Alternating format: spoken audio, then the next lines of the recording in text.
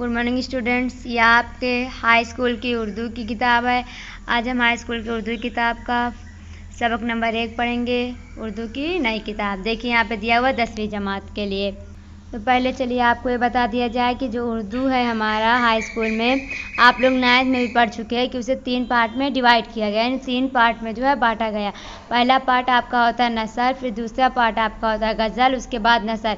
यानी वैसे तो कई पार्टों में डिवाइड है, लेकिन जो हमारे ख़ास पार्ट है वो 3 है, यानी नसर, गज़ल, नज़म। उसके बाद आपका मरसिया है, कसीदा है, रुबाई है, ये भी एक अलग पार्ट में डिवाइड है। लेकिन हमारा जो मेन पार्ट है वो नसर, नज़म और गज़ल है। पहले हम नसर लिखते हैं, उसके बाद गज़ल होती है, उसके बाद नज़म होती है, उसके बाद रुबाई, मरसिया, कत्ता वगैरह जो है हमारा वो सब होता है। तो आज हम नसर का जो सबक नंबर 1 है वो हम आज पढ़ेंगे। तो इमराज जान अदा के जो मुसन्निफ़ है उनका नाम है मिर्ज़ा मोहम्मद हादी रिसवा, जो 1858 को लखनऊ में पैदा हुए थे और 1931 को जो उनकी वफ़ात है, यानी उनका इंतकाल जो है 1931 को लखनऊ में ही हुआ था। मुसन्निफ़ मतलब आप जानते हैं, यानी इस सबक को जिसने लिखा है उसे हम क्या कहेंगे, मुसन्निफ़, ठीक है, राइटर।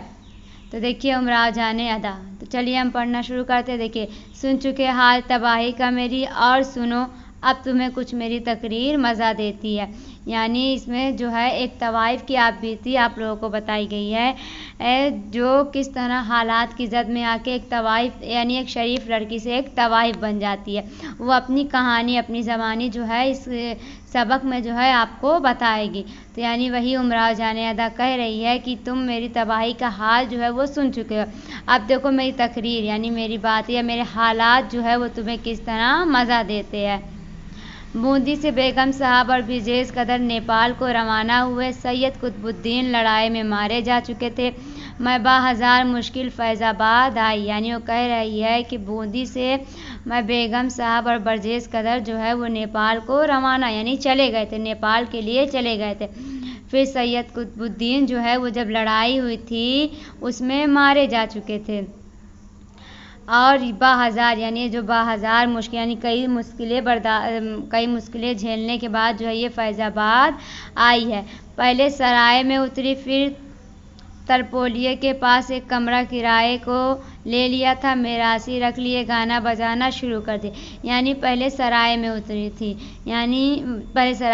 थी, उसके बाद परतोलिये के पास से एक कमरा, यानी इसने एक कमरा जो है वो किराए पे ख़रीद लिया था। उसके बाद वहाँ पे मेरासी रख लिया था और गाना बजाना शुरू हो गया था, क्योंकि आप लोगों को तो पता है कि जो तवाइफ है वो गाना बजाना ही करते हैं, तो इसने अपना काम जो है वो शुरू कर दिया था। फैज़ाबाद में रहते हुए अब मुझे 6 महीने गुजर चुके थे, यानी अब फैज़ाबाद में इमराज जान अदा को आए हुए जो है 6 महीने हो चुके थे। वहाँ की आबो हवा तबीयत के बहुत मुआफ़िक है, दिल लगा हुआ है। 8वें-10वें दिन कोई न कोई मुजरा आ जाता है। यानी इमराज जान अदा कह रही है जो फैज़ाबाद की आबो हवा वो तवाइफ के लिए तबीयत के लिए जो बहुत मुआफ़िक यानी मुफीद है, और इसमें जो है उसका फैज़ाबाद में उसका दिल लगा हुआ है, क्योंकि 8वें-10वें दिन यानी 8 या 10 दिन के बाद कोई ना कोई मुजरा यानी गाने के लिए जो है बुलावा आ जाता है। उसी पर बसा यानी उसी पर जो है उसका गुजारा हो रहा है। तमाम शहर में मेरे गाने की धूम है, जहाँ मुजरा होता है हज़ारों आदमी टूट पड़ते हैं। मेरे कमरे के नीचे लोग तारीफ़ें करते हुए निकलते हैं। यानी इमराज जान अदा कह रही है कि जो फैज़ाबाद शहर है उसमें पूरे फैज़ाबाद में जो है मेरे गाने बजाने की जो है धूम है, यानी कि चर्चा है। जहाँ भी ये मुजरा करने के लिए जाती है यानी गाने बजाने के लिए जाती है, हज़ारों आदमी यानी कई ज़्यादा तादाद में लोग जो है वो वहाँ इकट्ठा हो जाते हैं। और फिर कह रही है कि मेरे कमरे यानी जहाँ वो रहती है उस कमरे के नीचे से जो है लोग उसकी तारीफ़ें करते हुए आते जाते हैं। फिर कह रही है मैं दिल में खुश होती हूँ, कभी कभी ख्वाब व ख्याल की तरह बचपन की बातें याद आ जाती है, और उसके साथ ही दिल में एक जोश सा पैदा होता है। मगर इंतज़ार सल्तनत, गदर, ब्रिजेश कदर ये सब साँचे आँखों के सामने गुजर चुके हैं, कलेजा पत्थर का हो गया। यानी वो कह रही है कि जब लोग मेरी तारीफ़ें करते हुए जाते हैं तो मैं अपने दिल ही दिल में बहुत ज़्यादा खुश होती हूँ, और कभी कभी जो है मुझे बचपन का ख्याल आता है, बचपन की बातें याद आती है। लेकिन उसके साथ ही दिल में जो एक जोश सा यानी एक डर और खौफ पैदा होता है उसके दिल में, डर नहीं, जोश यानी कि उसको अपने घर वालों की जो है याद आने लगती है। और जोश यानी कि उसके अंदर ये जोश पैदा होता है कि वो अपने घर वालों से जाए और मिल ले। मगर उसके आगे जो लड़ाई हुई थी, गदर हुआ था, अब वो सब साँचें जो है उसकी आंखों के सामने जो है दौड़ने लगते हैं, जिसको लेकर उसका कलेजा पत्थर का हो गया था। यानी वो अपने आप को बहला लेती है, अपने आप को मना लेती है कि मैं वहाँ नहीं जाऊँगी। माँ बाप के तसव्वुर मतलब जब माँ बाप का ख्याल आता था, खुदा जाने अब कोई जिंदा भी हो या ना हो, अगर हो तो उनको मुझसे क्या मतलब, और वह और आलम में होंगे, मैं और आलम में हूँ। खून का जोश सही मगर कोई गैरतदार आदमी मुझसे मिलना गवारा ना करेगा। अब उनसे मिलने की कोशिश करना, उनको रंज देना है। घर का ख्याल आते ही वह बातें दिल में आती थी, फिर तबीयत और तरफ मुतवज्जा हो जाती। रंज मतलब होता है गम, आलम मतलब होता है दुनिया। यानी उमरा जान अदा कह रही हैं कि जब मुझे माँ बाप का ख्याल आता था, उनकी याद आती थी, तो मैं ये सोचती थी कि अब पता खुदा जाने यानी अल्लाह ही जाने कि अब उनमें से कोई ज़िंदा है या ना हो, और अगर ज़िंदा भी होंगे तो मुझे क्या लेना देना, क्योंकि वो और दुनिया में है और मैं और दुनिया में हूँ। यानी कि वो एक इज़्ज़तदार दुनिया में थे और ये एक तवाइफ बन चुकी थी जहाँ पर नाच गाना होता था। तो इसीलिए कह रही वो और आलम में है, मैं और आलम में हूँ। यानी खून का जोश है, यानी उनका खून का रिश्ता था, मगर कोई गैरतदार मतलब कोई इज़्ज़तदार शख्स जो है उनसे मिलना पसंद नहीं करता था, पसंद नहीं करेगा, ना ही उनसे मिलने की कोई कोशिश करेगा। इसलिए वो कह रही हैं कि उनसे मिलना उनको रंज यानी गम देने जैसा है। इसलिए घर का ख्याल आता था, फिर जो है घर का ख्याल आता तो उनके घर दिल में घर की बातें भी आती थी। उसके बाद जो उनकी तबीयत थी वो दूसरी यानी उनका मन जो है दूसरी तरफ लग जाता था। लखनऊ की याद अक्सर सताती थी, मगर जब इंकलाब का ख्याल आता था दिल भर जाता था। अब वहाँ कौन है, किसके लिए जाऊँ, खानम जीती है तो क्या हुआ, उनसे अब क्यों कर बनेगी, वही अगली हुकूमत जताएगी। मुझे अब उनकी कैद में रहना किसी तरह मंजूर न था। जो माल मीर साहब की बहन के पास अमानत था वह अब क्या मिलेगा। यानी तमाम लखनऊ लूट गया, मीर साहब का घर भी लूट गया होगा, उसका अब ख्याल ही बेकार है। अगर नहीं लूटा तो अभी उसकी ज़रूरत ही क्या, मेरे हाथ गले जो कुछ मौजूद है वो क्या कम है। यानी कह रही है कि मुझे लखनऊ की याद बहुत है, अक्सर मतलब कि रोज़ ज़्यादातर आते रहती थी। यानी वो क्या कहते हैं, लखनऊ से फैज़ाबाद आई थी ना, क्योंकि जब लखनऊ में इंकलाब हुआ था, लड़ाई हुई थी, तो उसके बाद वो फैज़ाबाद आई थी। वही कह रही हैं कि मगर जब इंकलाब का ख्याल यानी लखनऊ की याद आती है, लेकिन जब इंकलाब यानी लड़ाई का उन्हें ख्याल आता है तो उनका दिल भर जाता है, यानी वो दिल में जो है वो रोने लगती हैं और कहती हैं कि अब वहाँ कौन है, मैं किसके लिए जाऊँ। जो खानम थी जिनके पास वो रहती थी, वो कह रही हैं कि अगर वो ज़िंदा भी होंगे तो उन्हें मुझसे क्या लेना देना, क्योंकि अगर मैं उनके पास गई तो मुझे अपनी कैद में रखेंगी। इसीलिए मैं उनके पास जाना मुझे मंजूर नहीं है, क्योंकि मैं उनकी कैद में नहीं रहना चाहती हूँ। और फिर कह रही हैं कि जो माल मैंने मीर साहब की बहन के पास अमानत के तौर पर रखा था वो तमाम लखनऊ लूट गया, इसलिए हो सकता है वो माल भी लूट गया हो, और अगर ना ही लूटा हो तो मुझे उसकी ज़रूरत नहीं है, क्योंकि मेरे हाथ गले यानी जो कुछ मेरे पास मौजूद है वो मेरे लिए बहुत है। एक दिन मैं कमरे में बैठी हूँ, एक साहब शरीफाना सूरत अधेड़ से तशरीफ़ लाए। मैंने पान बनाकर दिया, हुक्का भरवाया। हालात दरियाफ्त करने पर मालूम हुआ बहू बेगम साहिबा के अजीज़ों से है, वसीका पाते हैं। मैंने बातों बातों में मकबरे की रोशनी की तमहीद उठाकर पुराने मुलाजिमों का जिक्र छेड़ा। यानी कह रही हैं उमरा जान अदा कि मैं एक दिन अपने कमरे में बैठी हुई थी, उसके बाद एक साहब जो है वो शरीफान है यानी शरीफ सी सूरत लेकर जो है अधेड़ यानी कि वो अधेड़ होते हैं, यानी कि ना ही जवान होते हैं ना ही बूढ़े होते हैं, जो बीच का हिस्सा होते हैं यानी जो बीच में जो उम्र होती है उसे हम अधेड़ कहते हैं ना, वही कहते हैं कि वो अधेड़ उम्र के थे। तशरीफ़ लाए यानी उनके पास गए, उन्होंने पान दिया, उसके बाद हुक्का भरवाया और फिर उनके हालात दरियाफ्त यानी हालात पूछे, उनके हाल चाल पूछे। उसके बाद उन्हें पता चला कि वो बहू बेगम साहिबा के अजीज़ों यानी जो बहू बेगम साहिबा एक ख़ास लोग थे वहाँ से वो आए हैं। उसके बाद उन्होंने बातों बातों में मकबरे यानी जहाँ वो रहती थी वहाँ की रोशनी की तमहीद उठाकर क्या करती हैं वो पुराने मुलाजिमों यानी जो मकबरा था उनके जो उमराव जान थी, उनके जो अब्बू थे उस मकबरे में जो है मुलाजिम का काम करते थे, इसीलिए जो है वो वहाँ के मुलाजिमों का जिक्र जो है छेड़ देती है। मैं यानी मैं यहाँ से उमराव जान से मुराद है, यानी मैं जहाँ पे होगा वहाँ पे मतलब होगा कि यहाँ पे उमराव जान जो है वो कह रही हैं। अगले नौकरों में अब कौन कौन रह गया है? नवाब साहब अक्सर मर गए, नए नए नौकर है, अब वह कारखाना ही नहीं रहा, बिल्कुल नया इंतज़ाम है। यानी उमराव जान पूछती हैं कि जो अगले नौकर है उनमें कौन कौन बचा है? तो वो कहते हैं नवाब साहब कि अक्सर मर गए, अब नए नए सारे नौकर है, अब ना ही वह कारखाना है बल्कि वह कारखाना जो है बिल्कुल नया बन गया, उसका जो इंतज़ाम है वह नया हो गया है। मैं अगले नौकरों में एक बूढ़े जमादार थे, नवाब हाँ थे मगर उन्हें क्या जानूं। वो कहती हैं कि जो पुराने नौकर थे उनमें एक बूढ़े जमादार थे, तो वो कहता कि हाँ थे मगर मैं उन्हें क्या जानूं, यानी मैं उन्हें नहीं जानता। फिर मैं गदर यानी उमराव जान करिए, गदर से पहले एक मर्तबा मुहर्रम में फैज़ाबाद आई थी, मकबरे पर रोशनी देखने गई थी, उन्होंने मेरी बड़ी खातिर की थी। यानी वे बहाना करते हुए कहती हैं कि मैं एक बार गदर से पहले मुहर्रम में फैज़ाबाद जो है वो गई थी, तो वहाँ पे जो है मैंने मकबरे की रोशनी देखी थी और उन्होंने जो है मेरी बहुत खातिर की थी। नवाब वही जमादार ना जिनकी एक लड़की निकल गई थी, यानी फिर नवाब कहते हैं कि वही जमादार ना जिनकी एक लड़की निकल गई थी, यानी यहाँ पे वो बात जो है उमराव जान की कर रही हैं।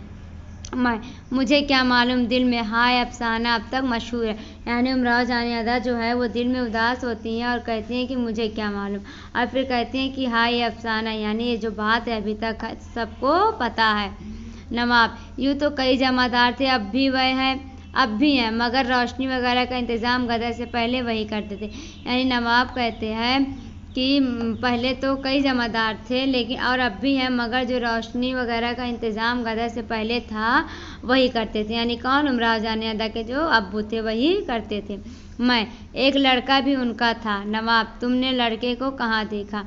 यानी उमराव जान पूछती हैं कि उनका एक लड़का भी था, तो नवाब कहता है कि तुमने उनके लड़के को कहाँ देख लिया? मैं उस दिन उनके साथ ऐसी भी शक्ल मिलते कम देखी, बिन कहे पहचान गई।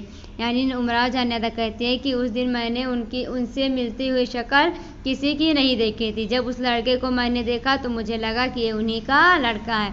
नवाब जमादार गदर से पहले ही मर गए, वही लड़का उनकी जगह नौकर है। उसके बाद बात टालने के लिए मैंने और कुछ हालात इधर उधर के पूछे। नवाब साहब ने सोज पढ़ने की फरमाइश की, मैंने 2 सोज सुनाए, बहुत महफूज हुए। रात कुछ ज़्यादा आ गई थी, घर तशरीफ़ ले गए। यानी नवाब जो है कहते हैं कि जमादार गदर से पहले ही मर गए थे, वही जो लड़का है उनका वह अब उनकी जगह नौकर का काम करता है। उसके बाद जो उमराव जान थी बात टाल देती हैं और फिर इधर उधर की जो है बातें करने लगती है। उसके बाद नवाब साहब जो है उनसे सोज पढ़ने के लिए कहते हैं। सोज मतलब कुछ अशार होते हैं जो मरसिया की तरह होते हैं लेकिन जिन्हें गा कर पढ़ा जाता है। वो मरसिया नहीं होते बल्कि उसी की तरह होते हैं जिन्हें गा कर पढ़ा जाता है, तो वही वो पढ़कर उन्हें सुनाती हैं। यानी 2 सोज